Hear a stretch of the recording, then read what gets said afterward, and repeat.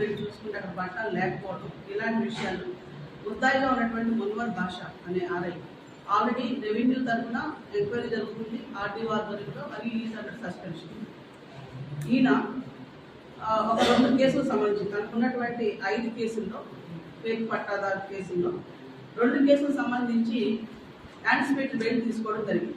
ఈ యాంటిసిపేటరీ బెయిల్కి సంబంధించిన section 35(3) of the Bharatiya Nagarik సంఘిక Suraksha Samhita BNSS 35(3) ప్రకారం ఇతను పోలీస్ స్టేషన్కి వెళ్ళడం జరిగింది. అది 24/3/25 గత నెల మార్చి.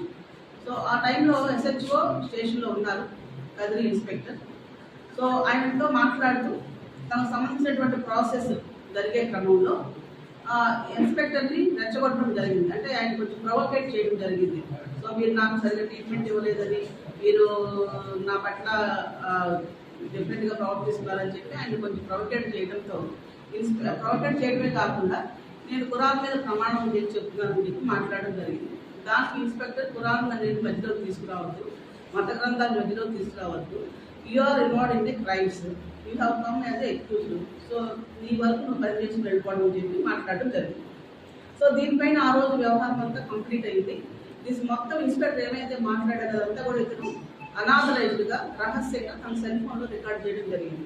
ఈ రికార్డ్ చేసినటువంటి విషయాన్ని తర్వాత గ్రూప్స్లో డ్యూరింగ్ ద టైమ్ ఆఫ్ రంజాన్లో దాన్ని సర్క్యులేట్ చేయడం జరిగింది.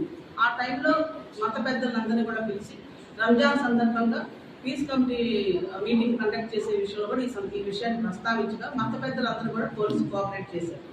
మరలా ఇప్పుడు దీన్ని ఈ మొత్తం వీడియో ఈ వ్యవహారం అంతా కూడా ఖురాన్ని అవమానిస్తున్నాడు ఇన్స్పెక్టర్, అతని పేరు చర్యలు లేవా, ఖురాన్ని తక్కువ చేసి మాట్లాడటం అనే విషయంగా ఒక వీడియో రిలీజ్ చేయడం జరిగింది.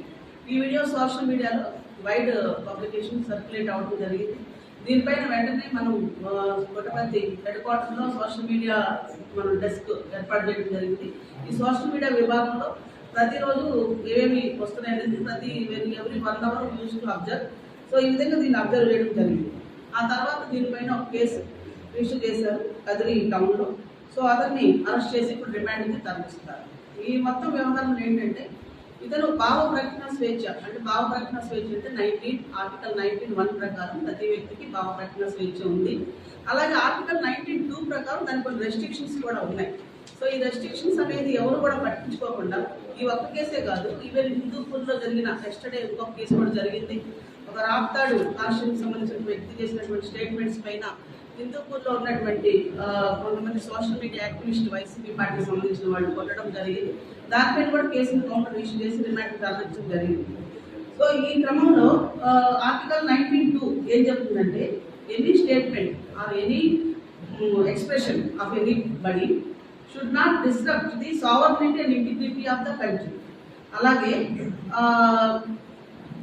సెక్యూరిటీ ఆఫ్ ద స్టేట్ కూడా డిస్టర్బ్ చేయకూడదు. అలాగే friendly relations with other countries disturb చేయకూడదు. డీసెన్సీ అండ్ మొరాలిటీని దెబ్బతీయకూడదు.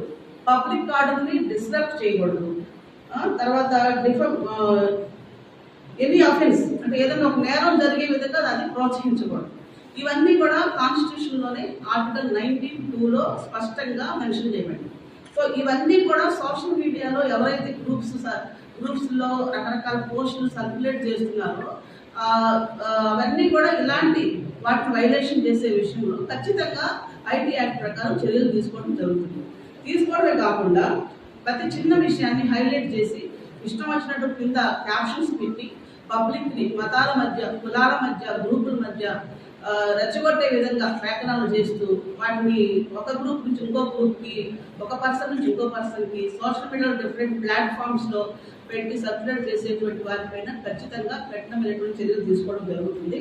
సో భావ ప్రకటన స్వేచ్ఛ అనేది ఎదుటివారి యొక్క స్వేచ్ఛకి భంగం కలిగించకూడదు, ఎదుటివారి యొక్క ప్రవేశకి భంగం కలిగించకూడదు, దేశ భద్రతకు ముప్పు కలిగించకూడదు, సమాజంలో అలజడి సృష్టించకూడదు. ఈ విషయాన్ని ప్రతి ఒక్కరు గుర్తించాలని చెప్పి తెలియజేస్తున్నాం.